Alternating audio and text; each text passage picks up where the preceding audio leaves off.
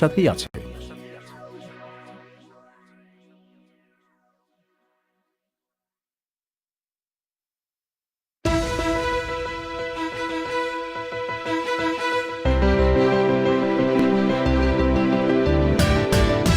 বাংলাদেশে কর্তৃপক্ষ বলছে করোনা ভাইরাস মহামারীর কারণে ২১শে বইমেলা হবে অনলাইনে।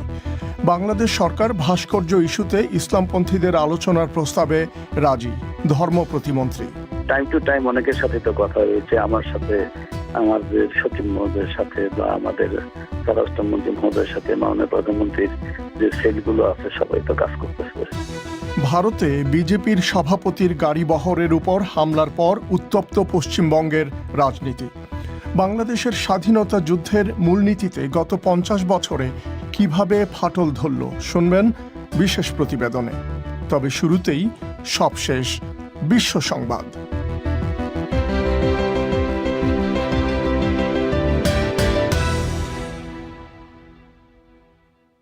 বিবিসি বাংলা বিশ্ব সংবাদ পড়ছি পুলক গুপ্ত। যুক্তরাষ্ট্রে খাদ্য ও ওষুধ প্রশাসন বলছে ফাইজার বায়োএনটেকের তৈরি করোনা ভাইরাসের টিকার জরুরি ব্যবহারের অনুমোদন দেওয়ার ব্যাপারে তারা জোর চেষ্টা চালিয়ে যাচ্ছে। ধারণা করা হচ্ছে সব ঠিকঠাক হয়ে গেলে সোম কিংবা মঙ্গলবারে আমেরিকায় প্রথম কোনো ব্যক্তিকে এই টিকা দেয়া হতে পারে। কর্তৃপক্ষ বলছে টিকাটি ৯৫% কার্যকরী।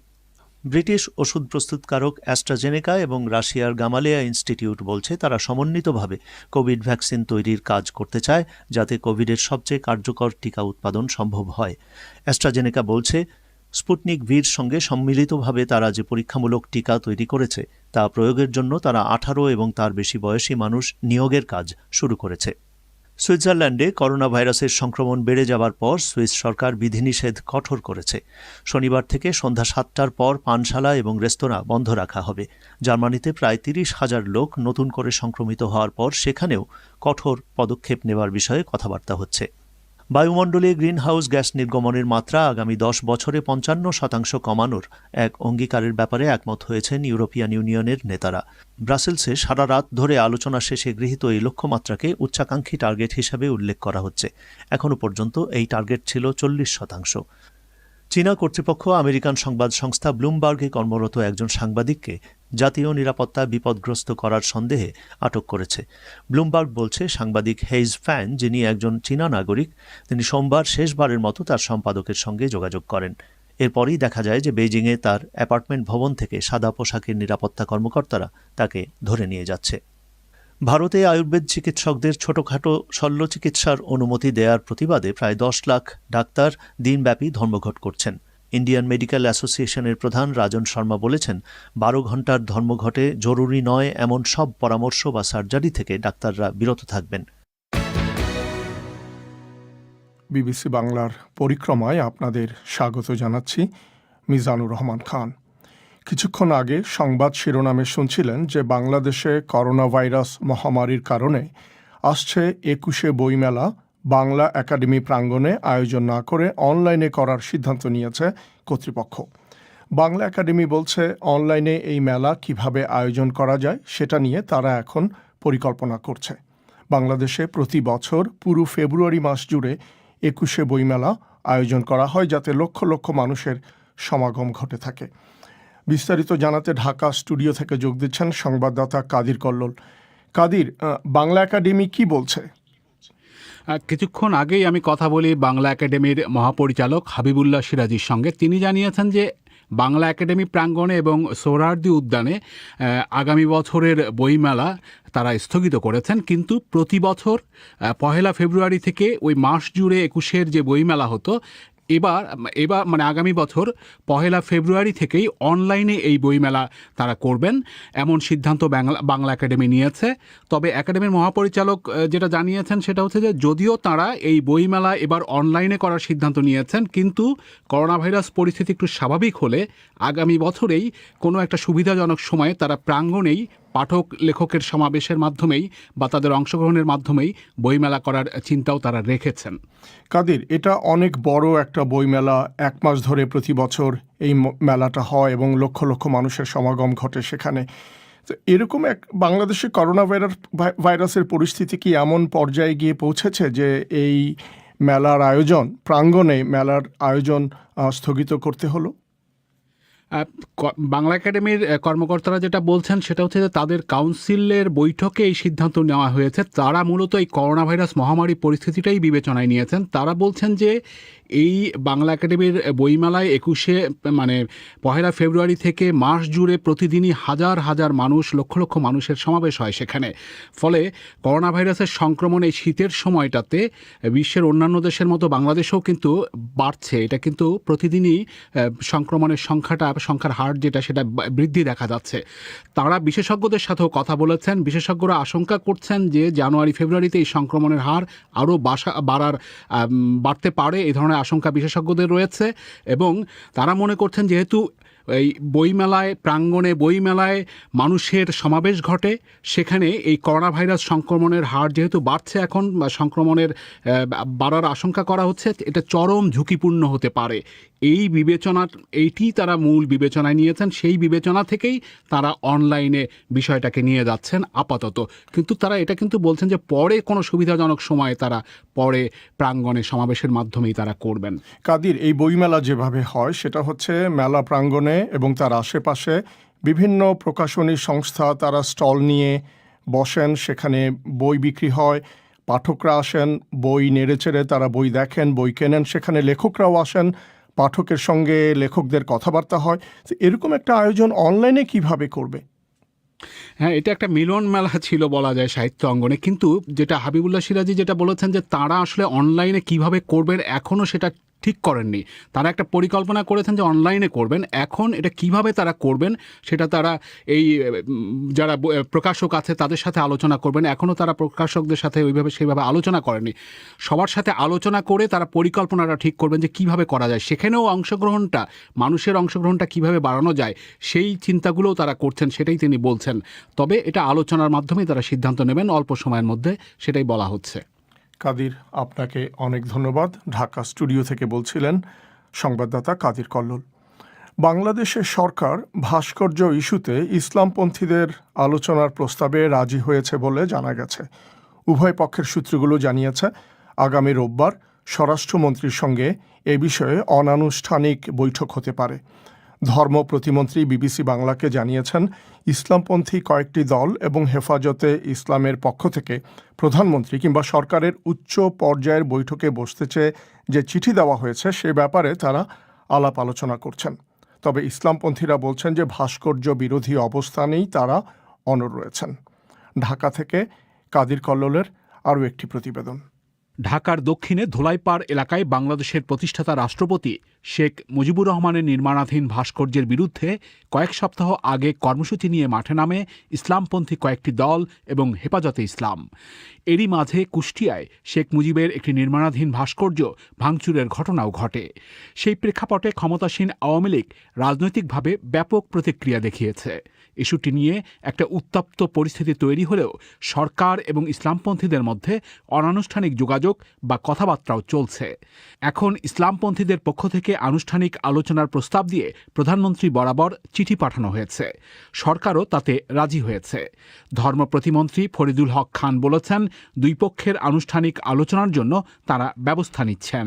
টাইম টু টাইম অনেকের সাথে তো কথা হয়েছে, আমার সাথে, আমাদের সচিব মহোদয়ের সাথে, বা আমাদের স্বরাষ্ট্রমন্ত্রী মহোদয়ের সাথে, মাননীয় প্রধানমন্ত্রীর যে সেলগুলো আছে সবাই তো কাজ করতেছে। তারা শুধু একটা অ্যাপ্লিকেশন দিয়েছেন মাননীয় প্রধানমন্ত্রীর কাছে, আমরা 10 জন বা 11 জন ওলামা আপনার সাথে দেখা করব। আমরা এটা এখন প্রসেস করে মাননীয় প্রধানমন্ত্রীর কাছে পাঠাইলে হয়তো দেখার সুযোগ হলে দেখা করবে। ইসলামপন্থী দলগুলো এবং হেফাজতে ইসলামের পক্ষ থেকে সরকারের সাথে আলোচনার বা বৈঠকের ব্যবস্থা করার দায়িত্ব দেওয়া হয়েছে কওমি মাদ্রাসা বোর্ডের চেয়ারম্যান মাহমুদুল হাসানকে। তাদের এই উদ্যোগের সাথে জড়িত এবং ইসলাম বিষয়ক সাময়িকী আল জামিয়ার সহকারী সম্পাদক মোহাম্মদ আশরাফুল্লাহ বলেছেন, ধর্মে ভাস্কর্য নির্মাণ জায়েজ নয়। সেই অবস্থানই তারা স্বরাষ্ট্রমন্ত্রী এবং সরকারের বিভিন্ন পর্যায়ের সাথে আলোচনায় তুলে ধরবেন। ভাস্কর্য পরিবর্তে অন্য কোন বঙ্গবন্ধুর স্মৃতিস্মারক হোক, সেটা আল্লাহ তাআলা নিয়ে নাম হতে পারে বা অন্য যে কোনো কিছু হতে পারে। বিষয়ে আমরা উত্তর মহলে আমরা বলবো বোঝাচ্ছি। ইসলামপন্থী একটি দলের নেতা বলেছেন, সরকার চাইলে ভাস্কর্য নির্মাণ করতেই পারে, কিন্তু তারা তাদের অবস্থান এবং ধর্মীয় বিষয় তুলে ধরেছেন। এখন সেটা বিবেচনায় নেয়া না নেয়া সরকারের বিষয় বলে তিনি উল্লেখ করেছেন। তারা তাদের পুরনো অবস্থানেই অনড় থাকলে সেখানে আলোচনায় কোনো লাভ হবে কিনা সেই প্রশ্নে হেফাজতে ইসলামের সিনিয়র নায়েবে আমির আব্দুর রব ইউসুফী বলেছেন, আলোচনায় বসলে একটা উপায় বের হতে পারে। আমরা সরকারের কাছে প্রস্তাব দিছি যে এই বিষয়ে আমরা সরকারের সঙ্গে কথা বলতে চাই এবং এর জন্য শান্তিপূর্ণ এবং সম্মানজনক কোনো সমাধান বের হয়ে আসতে পারে। এখন বল সরকারের কোর্টে, সরকার যদি এরা সমাধানের দিকে আসতে না চান, আমাদের কিছু করার নেই। শরীয়তের দৃষ্টিকোণ থেকে আমাদের যা বলার আমরা সেটাই বলে যাচ্ছি। যদি আপনাদের পজিশনে কোনো পরিবর্তন না হয় তাহলে আলোচনা করে কি লাভ হবে?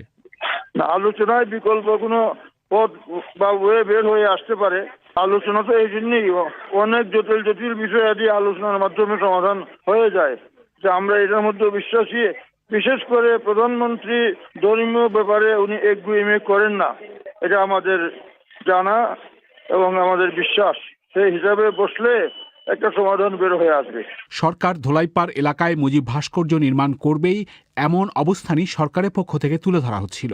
তবে ধর্ম প্রতিমন্ত্রী ফরিদুল হক খান বলেছেন, গত কয়েকদিনের অনানুষ্ঠানিক আলোচনাগুলোতে সমাধানের উপায় তারা চিহ্নিত করেছেন।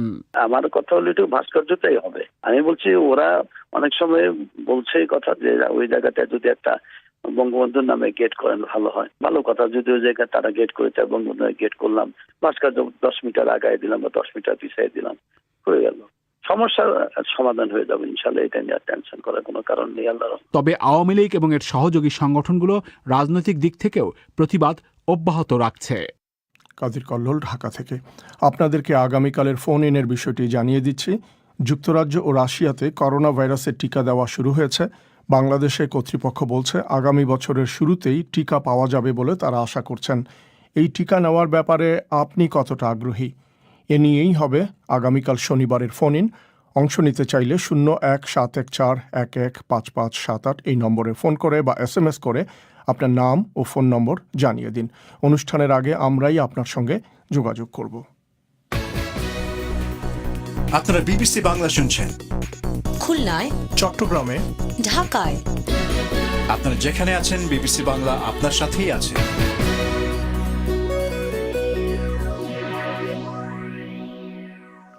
ভারতের পশ্চিমবঙ্গে বিজেপির সর্বভারতীয় সভাপতির গাড়িবহরে গতকালের হামলার পর ওই রাজ্য এবং জাতীয় রাজনীতি উত্তপ্ত হয়ে উঠেছে। বিজেপি অভিযোগ করছে যে তৃণমূল কংগ্রেস এই হামলা চালিয়েছে। অন্যদিকে তৃণমূল কংগ্রেসের অভিযোগ যে বিজেপি তাদের ভাষায় নাটক করছে।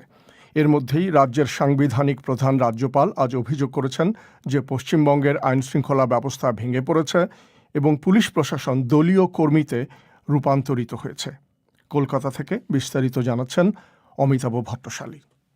বিজেপির সর্বভারতীয় সভাপতি জেপি নাড্ডার কনভয় থাকা একাধিক নেতার গাড়িতে দক্ষিণ 24 পরগনা জেলায় হামলা চালানো নিয়ে রাজনীতির পারদ গতকাল থেকেই চড়ছিল, কিন্তু আজ তার জাতীয় রাজনীতিতে চর্চার বিষয় হয়ে দাঁড়ায় যখন রাজ্যের সাংবিধানিক প্রধান রাজ্যপাল জগদীপ ধনকর দিল্লিতে কেন্দ্রীয় স্বরাষ্ট্র মন্ত্রকের কাছে গতকালের হামলা নিয়ে একটি রিপোর্ট পাঠান। তারপরে তিনি রাজভবনে একটি সংবাদ সম্মেলন করে রাজ্য সরকারের অত্যন্ত কড়া সমালোচনা করেন। The law and order situation in the state has been continually worsening for long in spite of my mister Dhankhar বলছিলেন, মুখ্যমন্ত্রী এবং পুলিশ ও প্রশাসনিক কর্তাদের বারবার সাবধান করা সত্ত্বেও অনেকদিন ধরেই রাজ্যের আইনশৃঙ্খলা ব্যবস্থার অবনতি হচ্ছে। সাংবিধানিক মানদণ্ড থেকে প্রশাসনিক কাজকর্মের দূরত্ব এখন এক বিপজ্জনক মাত্রায় পৌঁছিয়েছে। এর ফলে তার পক্ষে এটা স্বীকার করা খুবই কঠিন হয়ে যাচ্ছে যে রাজ্যের শাসন কাজ সংবিধান অনুযায়ী চলছে।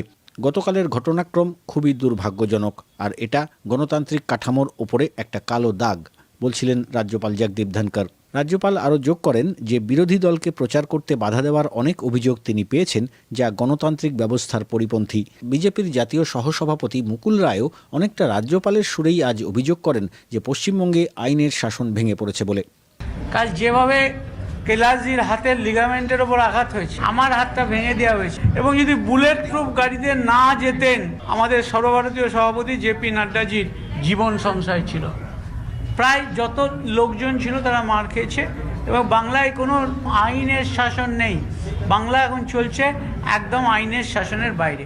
রাজ্যপালের মন্তব্য এবং দিল্লিতে রিপোর্ট পাঠানো নিয়ে এক সংবাদ সম্মেলনে মন্তব্য করতে গিয়ে মন্ত্রিসভার সিনিয়র সদস্য পঞ্চায়েত মন্ত্রী সুব্রত মুখার্জি বলছিলেন, রাজ্যপাল হিসেবে যে কাজ করা দরকার সেই কাজ উনি করেন না, না করে পার্টির মুখপাত্র হিসেবে কাজ করেন। এটা আমাদেরই লজ্জা করে। ওরম রিপোর্ট প্রতিদিন আমাদের সম্পর্কে একটা করে যায়, তাতে না মমতার কিছু এসে যায় না আমাদের কিছু এসে যায়।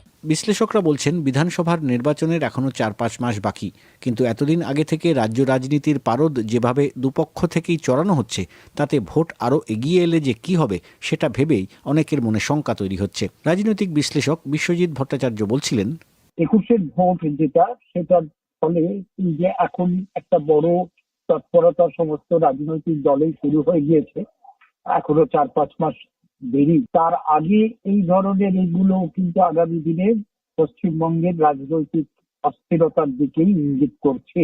যে ধরনের বক্তব্য বলছেন রাজনৈতিক নেতারা, তারা যে সমস্ত শব্দ ব্যবহার করছেন একে অপরের প্রতি, তারপরে যদি তারা আবার আশা করেন যে তার দলের কর্মীরা বা নীতি দলের কর্মীরা খুব সুসংগত থাকবেন, সংযত থাকবেন, তা তো হয় না। তার ফল যেগুলো হওয়ার সেগুলোই হচ্ছে। আইন শৃঙ্খলা ভেঙে পড়া, সংবিধান অনুযায়ী প্রশাসন না চলা নিয়ে রাজ্যপালের মন্তব্য এবং দিল্লিতে রিপোর্ট পাঠানো নিয়ে জল্পনা চলছে যে সরকার ভেঙে দিয়ে রাষ্ট্রপতি শাসন জারি করা হবে কিনা তা নিয়ে। এর আগে বিজেপির কেন্দ্রীয় নেতারাও মন্তব্য করেছেন, রাষ্ট্রপতি শাসন জারি করার মতো অবস্থা পশ্চিমবঙ্গে তৈরি হলেও তা কার্যকর করা হবে না। বিজেপি নেতারা চাইছেন না যে সরকার ভেঙে দিয়ে নির্বাচনে যেতে, তাতে মমতা ব্যানার্জির রাজনৈতিক লাভ হবে বলে তাঁরা মনে করছেন। অমিতাভ ভট্টশালী 1971 সালে পাকিস্তানের বিরুদ্ধে কিছু মূল নীতির ভিত্তিতে বাংলাদেশের স্বাধীনতা যুদ্ধ হয়েছিল। এর মূলে ছিল বাঙালি জাতীয়তাবাদ এবং ধর্মনিরপেক্ষতা। জয় বাংলা স্লোগান জাতি ধর্ম নির্বিশেষে সবাইকে একত্রিত করেছিল সেই যুদ্ধে। কিন্তু স্বাধীনতার পর সেই ঐক্যে ফাটল ধরে। গত 50 বছরে এসব বিষয় নিয়ে বিভক্তি এবং মতপার্থক্য বেড়েই চলেছে। কিভাবে বিভক্তি এসেছে এবং এর কারণ কি, এ নিয়ে কাদির কল্লোলের বিশেষ প্রতিবেদন।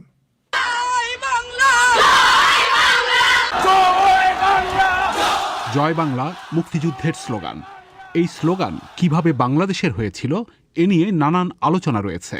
60-এর দশকের একজন ছাত্রনেতা জানিয়েছেন, 69-এর গণঅভ্যুত্থানের চূড়ান্ত পর্যায়ে যাওয়ার আগেই রাজপথে ছাত্রদের মিছিলে উচ্চারিত হতে থাকে জয় বাংলা স্লোগান। 1970 সালের যে নির্বাচনকে কেন্দ্র করে বাংলাদেশের মুক্তিযুদ্ধ হয়েছিল, সেই নির্বাচনের আগে স্বাধীনতা সংগ্রামের নেতা শেখ মুজিবুর রহমান ঢাকায় তৎকালীন রেসকোর্স ময়দানে ভাষণ শেষ করেছিলেন জয় বাংলা স্লোগান দিয়ে। 69-এর গণঅভ্যুত্থানের নেতা এবং এখন আওয়ামী লীগের সিনিয়র নেতা তোফায়েল আহমেদ বলেছেন, জয় বাংলা স্লোগান দিয়েই মুক্তিযোদ্ধারা পাকিস্তানি বাহিনীকে মোকাবেলা করত। 1969-এ ঐতিহাসিক গণঅভ্যুত্থানের মধ্য দিয়ে তখন থেকে কিন্তু আমরা জয় বাংলা এই স্লোগান দিতে শুরু করি এবং জাতির পিতা বঙ্গবন্ধু পাকিস্তান কারাগার থেকে মুক্তি লাভ করার পরে 1969-এ আমরা এই জয় বাংলা স্লোগান দিই। তারপরে মুক্তিযুদ্ধের সময় জয় বাংলা একটা জাতীয় স্লোগানে রূপান্তরিত হয়। জয় বাংলা স্লোগান দিয়েই কিন্তু মুক্তিযোদ্ধারা হানাদার বাহিনীকে মোকাবিলা করে, তাদেরকে পরাজিত করে।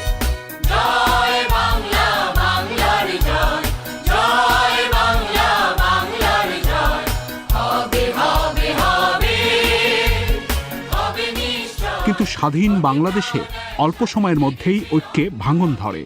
রাজনৈতিক বিভক্তির বড় উদাহরণ হয়ে দাঁড়ায় দুটি স্লোগান, জয় বাংলা এবং বাংলাদেশ জিন্দাবাদ। তোফায়েল আহমেদ বলেছেন, বিভক্তির রাজনীতি থেকে মুক্তিযুদ্ধের স্লোগানকেও দলীয় স্লোগান হিসেবে দেখিয়ে বিতর্কিত করা হয়েছে।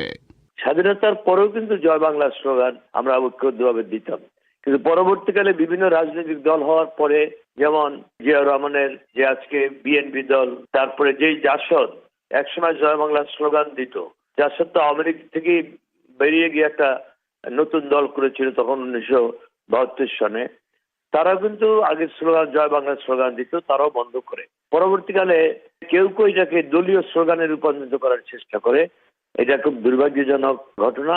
মিস্টার আহমেদ বিভক্তির রাজনীতির শুরুর দায় চাপিয়েছেন জাসদের রাজনীতি এবং বিএনপির প্রতিষ্ঠাতা জিয়াউর রহমানের ওপর। কিন্তু জাসদের একাংশের সাধারণ সম্পাদক শিরিন আক্তার বলেছেন, সদ্য স্বাধীন দেশে মতাদর্শের পার্থক্য নিয়েই ছিল তাঁদের রাজনীতি। মুক্তিযুদ্ধের ভিত্তি নিয়ে তারা কখনো কোনো প্রশ্ন তোলেননি বলে তিনি দাবি করেছেন। জাসদের বিষয়টি মুক্তিযুদ্ধ পরবর্তী যে সময়টি, সেই সময়টিতে আমরা যে কাজটি করেছিলাম সেটি একেবারেই বাংলাদেশের অর্থনীতি, বাংলাদেশের রাজনীতিটা কি হবে, কেন হবে, সেই জায়গাটাতে একটা আমাদের পার্থক্য তৈরি হয়েছিল। আমরা সমাজতন্ত্রের কথাটি লালন করেছিলাম, কিন্তু আজকে জাসদ তো আমরা সেই কথাটি স্পষ্ট করে বলতে চাই, তখনও বলেছি যে সমাজতন্ত্রের লক্ষ্যে বাংলাদেশকে এগিয়ে নিয়ে যাবার প্রশ্নে বাঙালি জাতীয়তাবাদ, ধর্মনিরপেক্ষতা, গণতন্ত্র এবং শোষণ মুক্তির লড়াইকে ঐক্যবদ্ধভাবে চালিয়ে নিয়ে যেতে হবে। এটাকে কখনো আমরা ছাড় দিই। তবে আওয়ামী লীগ নেতারা অভিযোগ করেন, জাসদই প্রথম জয় বাংলা স্লোগান দেয়া বন্ধ করেছিল। জাসদ নেতাদের বক্তব্য হচ্ছে, সদ্য স্বাধীন দেশে শেখ মুজিবের সরকারের বিরোধিতা করে নতুন দল জাসদের উত্থান হলে সেই দলটি জয় বাংলা স্লোগান ব্যবহার করেনি, কিন্তু তখন জাসদ জিন্দাবাদ স্লোগানও দেয়নি। তারা বলেছেন, 1975 সালে শেখ মুজিবকে হত্যার পরই হত্যাকারীরা প্রথম বাংলাদেশ জিন্দাবাদ স্লোগান দিয়েছে। সেই সময় আওয়ামী লীগ বিপর্যস্ত হয়ে পড়ায় জিন্দাবাদ স্লোগানের প্রাধান্য ছিল দীর্ঘ সময়। জাসদ নেত্রী শিরিন আক্তার বলেছেন, 75-এর পট পরিবর্তনের পরই জয় বাংলা স্লোগানের পাশাপাশি বাঙালি জাতীয়তাবাদ সহ মূল ভিত্তিগুলোর ওপর প্রভাব পড়ে বিভক্তির রাজনীতির। স্বাধীনতা পরবর্তীতে বিভিন্ন রকম মতাদর্শগত সংগ্রাম তখন যেমন ছিল, আবার সবথেকে বড় যে সংকটটি তৈরি হয়েছিল সেটি হলো যারা পাকিস্তানে বিশ্বাস করেছে এবং যারা ধর্মান্ধ সাম্প্রদায়িক রাজনীতিতে বিশ্বাসী ছিল, সেই ব্যক্তিবর্গরা যখন বঙ্গবন্ধুকে হত্যা করা হলো 15ই আগস্টে এবং সেনা শাসনের সমর্থনে, সেই সময় থেকে ওই শক্তিটাই একটা রাজনীতির জন্ম দিল, যার উদ্যোক্তা জিয়াউর রহমান। এবং যখন এই জাতির ভিত্তি কি হবে সেটা নিয়ে কথা, আমরা বাঙালি না বাংলাদেশি, এই পার্থক্যের মধ্যে চলে আসলো, তখনই কিন্তু এই দ্বিধা বিভক্তিটা দেখা গেল।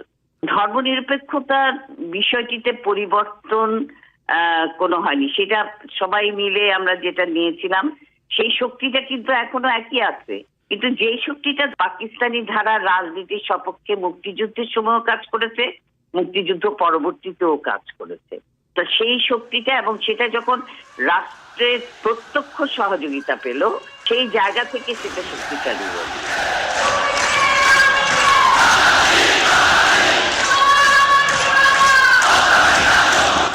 মুক্তিযুদ্ধের অন্যতম ভিত্তি ছিল বাঙালি জাতীয়তাবাদ এবং অসাম্প্রদায়িক চেতনা। বাংলাদেশের স্বাধীনতা লাভের পর 1972 সালে সংবিধান প্রণয়ন করা হয়। সংবিধানে ধর্মনিরপেক্ষতাকে 4 মূলনীতির একটি নীতি হিসেবে যুক্ত করা হয়। রাজনৈতিক বিশ্লেষক অধ্যাপক রওনক জাহান বলেছেন, 70-এর নির্বাচন এবং পরে মুক্তিযুদ্ধেও জনগোষ্ঠীর একটা অংশ বিরোধিতা করেছিল। 75-এর পট পরিবর্তনের পর রাষ্ট্রের সেই শক্তিকে সাথে নিয়ে তখন সামরিক শাসকরা বিভক্তির রাজনীতির বিস্তার ঘটিয়েছেন বলে তিনি উল্লেখ করেছেন।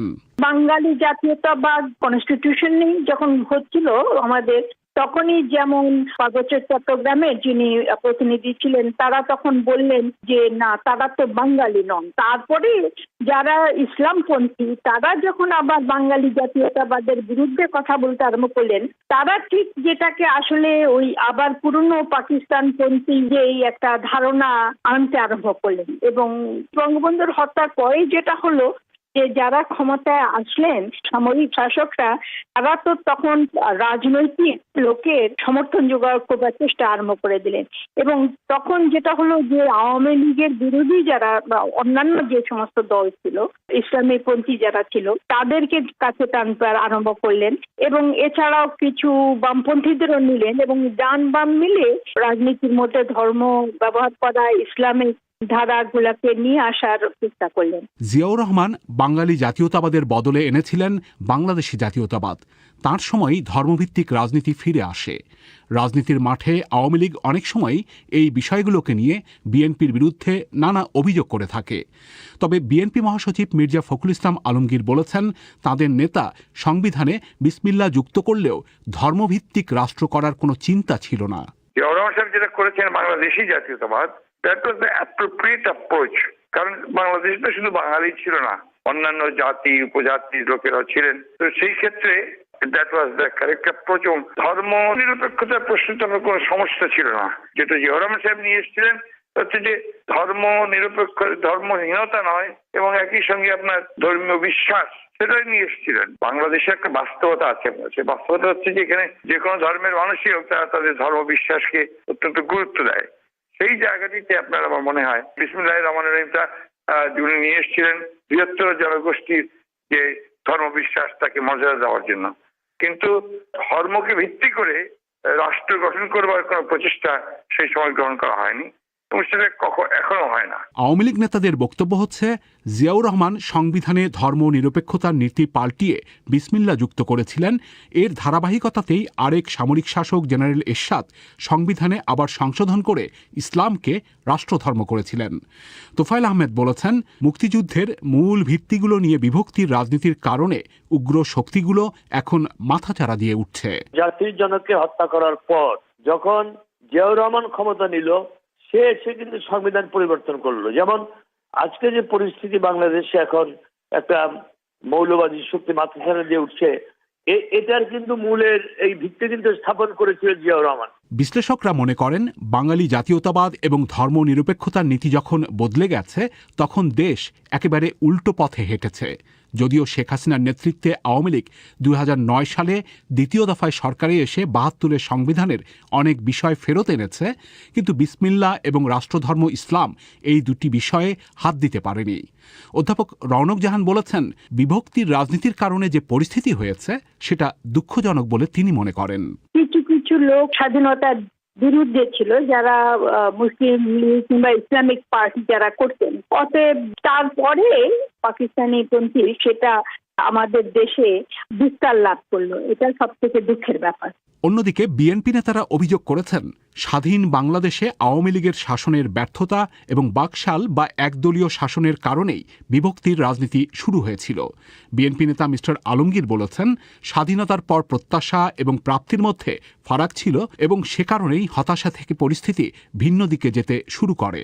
মূলত স্বাধীনতার পরে আওয়ামী লীগের যে শাসন, সেই শাসনে জনগণের আশা আকাঙ্ক্ষা কিছুটা আপনার পূরণ হয়নি এবং ফ্রাস্ট্রেশন, চরম ফ্রাস্ট্রেশন এসছে এবং সেইখান থেকেই আপনার মূলত সেই ঐক্য কিছুটা আপনার বিনষ্ট হয়েছে এবং mainly because of Awami League মিসরুল।